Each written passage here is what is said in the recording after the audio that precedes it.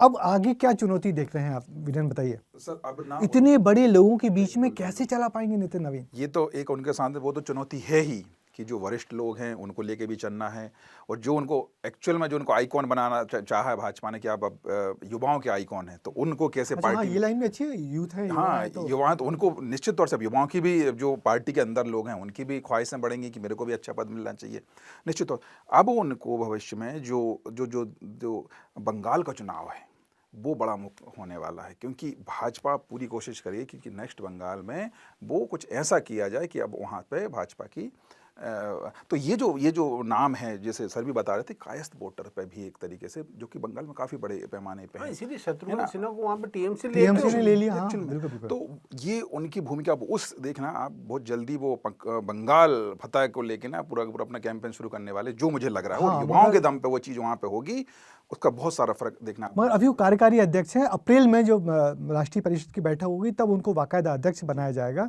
और अभी तो वापस बिहार जाने, अभी दिल्ली में है मगर बिहार जाने वाले हैं, फिर उनकी रैली निकलेगी, बड़ा सम्मान होगा। तो अभी तो उनको जो डेकोरम या सब कुछ मिल रहा है वो अध्यक्ष का तो मिलने ही लगा है, तो लोगों को चौंकाया तो जरूर, मगर बीजेपी तो बीजेपी, आपको लगता है कि कैसे अध्यक्ष साबित होंगे? नहीं, मुझे लगता है अध्यक्ष तो देखिए, एक भारतीय जनता पार्टी में एक बहुत बड़ा जो बेनिफिशियल फैक्टर है किसी भी पदाधिकारी के लिए, कि पूरा के पूरा संघ परिवार का एक पूरा नेटवर्क, और उनकी जो उनके संगठन मंत्री, उनके संगठन महामंत्री, और उसके बाद भाजपा का पूरा एक बहुत बड़ा संगठन जो अपने ढंग से साल भर 24/7 काम करता रहता है, वो पूरा उनको सपोर्ट मिलेगा। यहाँ पे उनको ये नहीं है कि उनको अकेले को करना है सब कुछ, उनको सारा कुछ प्लान बना के, क्योंकि बीजेपी बहुत संगठित काडर बेस्ड पार्टी है, कम्युनिस्ट की तरह।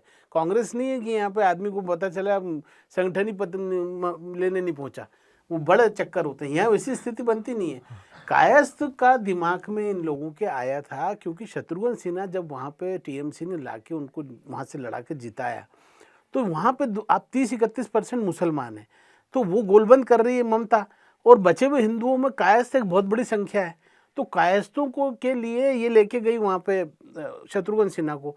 उन्हीं से दिमाग में नाम उपजा है नितिन नवीन का, उनके बेटे को चुनाव इसने हराया था शत्रुघ्न सिन्हा के, और वो दिमाग में चर्चा आई कि हाँ ये कायस्थ है, कायस्थ वहाँ पे उसने उसके बेटे को, और फिर वो नज़रों में चढ़ी गए थे। इस बीच में जो 2-3 घटना हुई, छत्तीसगढ़ के प्रभारी थे, अमित शाह से लगातार आप बता रहे थे मिलते रहे, तो ये जो एक सामने आया इनका नाम, वो उस तरीके से प्रोसेस में आया और फिर एकदम चढ़ गया। हाँ, अभी जो वहाँ पता लग रहा है कि ऐसी भीड़ लग रही है उनको बुके देने वालों, क्योंकि 2-3 ट्रक बुके वहाँ पार्टी दफ्तर में भरे पड़े हैं, लोग जा रहे हैं, मिल रहे हैं, क्योंकि हर आदमी उनको जानता है। अचंभित है ना, इतने लो प्रोफाइल अचंभित भी है, और इतने लो फाइल इतनी जगहों पर घूमे फिरे हैं कि हर आदमी उनसे मिलना चाहता है। सबके पास एक किस्सा है। हाँ, सबके पास एक किस्सा कि मैं वहाँ था, तो मेरे साथ थे, मेरे अंडर में थे, मैंने तो उनको चाय लाने बोल दिया, फलाने ये कर दिया।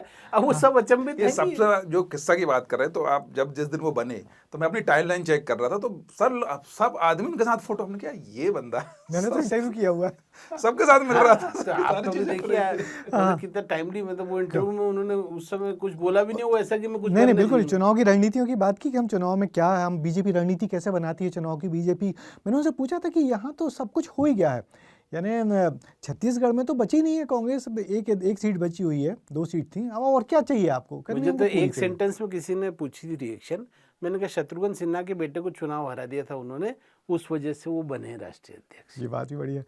मगर आप बताए थे कि वो जो अमित शाह के साथ हाँ, मैं बता रहा हूँ कि देखो सर, ये कोई 1 या 2 दिन में फैसला नहीं हुआ है, जो मेरे को जो जानकारी है, जो छत्तीसगढ़ की टीम से बात कर रहा था, तो जब लास्ट टाइम जब अमित शाह जी छत्तीसगढ़ आए थे, और जो ये नक्सल मूवमेंट और सारी चीज़ों पर वो लगातार पहुँचते रहते थे, उस समय इनको बुलाया गया, बंद कमरे में बातचीत हुई, तो लोगों ने, मीडिया ने बहुत ज़्यादा हाइप नहीं दी, इसलिए नहीं दी क्योंकि वो चर्चा में थे।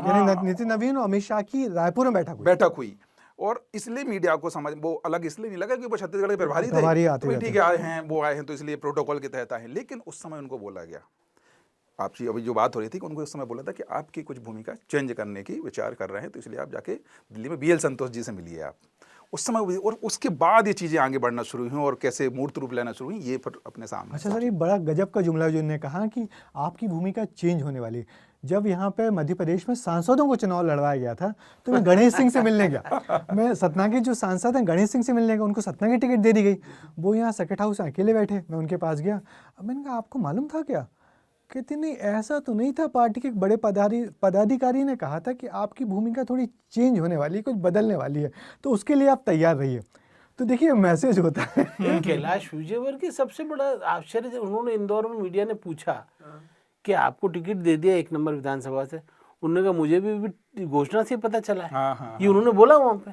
और एक बात उस समय भी उठ के आई थी कि ये देखिए कि जो उमा भारती के करीबी लोग थे, जिनका नरेंद्र मोदी से सीधा टकराव था, मैं थोड़ी अंदर की राजनीति पे आ रहा हूँ 2 मिनट के लिए, आप ये देखो कि वो सब ठीक, वो उनको कहा कि जाइए आप चुनाव लड़िए, अब या तो आप हार गए तो घर बैठो, जीत गए तो प्रदेश की राजनीति करो, अब राष्ट्रीय स्तर के नेता नहीं। उमा जी के करीबी कौन कौन थे? Prahlad Patel right hand man थे कैलाश विजयवर्गीय, लेफ्ट हैंड थे प्रहलाद पटेल। और ये जनशक्ति पार्टी में वो गए तो वो जाके वहाँ लड़े भी और मोटा भाई खिलाफ बोले भी, सब कहानी में उमा जी आज कहाँ है सबको पता, गंगा किनारे हैं, गंगा का प्रभार लिया तो गंगा किनारे बैठी हुई है, लेकिन आज भी अकेली।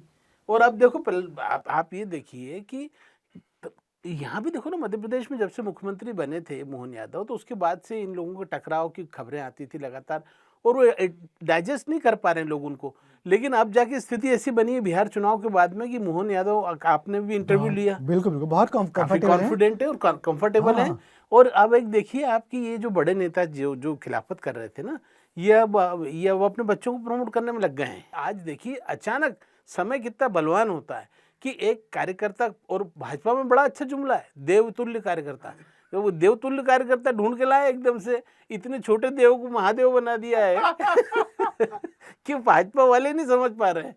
वो भी हैरान है कि ठीक है भैया चौंकाते हो, लेकिन ऐसे भी मत चौंकाओ। सर ये भी मैं एक बात आगे, सर ने जो बोला देवतुल्य कार्यकर्ता, देखिए ये एक तरीके से जो उनकी प्रतिद्वंदी पार्टी है, क्या ये कभी बोल सकती है कि उनका NSY का आदमी प्रधानमंत्री बन जाएगा? भाजपा बोल सकती है कि हमारा चाय वाला प्रधानमंत्री बन सकता है, हमारा दरी बिछाने वाला राष्ट्रीय अध्यक्ष बन सकता है, सब हो सकता है। तो ये एक जो डिफरेंस है, जो बोलते हैं ना पार्टी विद डिफरेंस, ये एकदम दिखाई भी देता है। अब ये पार्टी इसको बार-बार शो भी करती है। हाँ, आप बताइए मैसेज जो वहाँ की बात करते हैं। मैं ये मानता हूँ कि बीजेपी अपने सारे नियुक्तियों, सारे फैसलों के पीछे एक बड़ा मैसेज देती है। बिल्कुल। मेरा एक दोस्त कहता है कि बीजेपी ने इतना ऊंचा बार कर दिया है एक्सरसाइज करने के लिए कि कांग्रेस पहुंच नहीं पा रही वहां पे, क्योंकि उन्होंने देशभक्ति, राष्ट्रभक्ति, धर्म एक एक करके एक बार बढ़ाते जा रहे हैं। तो वहां तक कांग्रेस का उछलना बड़ा डिफिकल्ट है, एक तो ऐसी कमजोर है। एक हद तक इस स्थिति में ले आए हैं कि भाजपा का विरोध मतलब देश का विरोध हो गया है, हिंदुत्व का विरोध हो गया है। भाजपा, देश, सरकार सब एक हो गया है। ये पूरा नैरेटिव सेट किया है ना बीजेपी ने। ये उनकी सोशल मीडिया की, उनकी जो IT की टीम है, उनके जो मैनेजर्स हैं, उनके जो बड़े नेता हैं, सब एक टोन में बोलते हैं, एक ही लाइन लेते हैं, तो वो एक नैरेटिव देश में सेट करते हैं। मजे की बात ये कि इतना बड़ा बदलाव हुआ, नितिन नवीन को अध्यक्ष बना दिया, कहीं से एक विरोध की आवाज नहीं आई। विरोध की आवाज आएगी कहाँ से? नक्कार खाने में तूती बज रही है, असंतोष की आवाज आ जाती कहीं कहाँ से आएगी? BL संतोष बैठे असंतोष की आवाज कहाँ से आएगी? क्या संतोष बैठे हुए, असंतोष की आवाज आएगी कहाँ से? ये कांग्रेस थोड़ी कि उन्हें हेगड़े को लाके बिठा दो। ये अगर देखो भाजपा के अपन को इसमें तारीफ करनी चाहिए। क्यों? ज़्यादातर जगह पे वो पावर में है, उनके यहाँ से तो ज़्यादा चीज़ें होनी चाहिए, क्योंकि वहाँ के जो लोग हैं, वहाँ के जो कार्यकर्ता हैं, उनमें तो ज़्यादा महत्वाकांक्षा रहती होंगी। उनको ही रहता होगा हमें ये बनना है, हमको वो बनना है। तो निश्चित रूप से जो आप बोल रहे कि नहीं आवाज़ आई, ये उनका मतलब उनका बहुत अच्छी जीत है, उनका अनुशासन मतलब कितने बढ़िया तरीके से उनका अंदर इंटरनल गुड वन। अच्छा आपने बात बोली, मगर मैं उसमें एक बात बोलूँगा आपको कि जो पार्टी बहुत पावरफुल होती है ना, जिसका हाईकमान बहुत शक्तिशाली हो जाता है, वहाँ पे शत्रप जो होते हैं उनकी बोलती बंद हो जाती है। और जहाँ पे कांग्रेस में जैसे अभी हाईकमान कमज़ोर है, उनके ऊपर ठीकरे फूट रहे हैं, केस झेल रहे हैं, तो उनके यहाँ पर ये आप देखो कि छत्रप जो हैं हर जगह वो आपस में लड़ रहे हैं, या केंद्रीय नेतृत्व को चुनौती दे देते हैं उठा के, तो वो चीज़ें होती हैं। युवा कांग्रेस में ही उनके जूतम पे जा शुरू हो जाती है। हाँ, क्योंकि जीत के सैकड़ों बाप होते हैं, हार अनाथ होती है। बिल्कुल, हार अनाथ होती है, और कांग्रेस लगातार हार से जूझ रही है, उबरने की कोशिश कर रही है, और हर बार कुछ ना कुछ ऐसा हो जाता है कि घनघोर असंतोष पैदा होता है, क्योंकि वहाँ कोई संतोष नहीं है।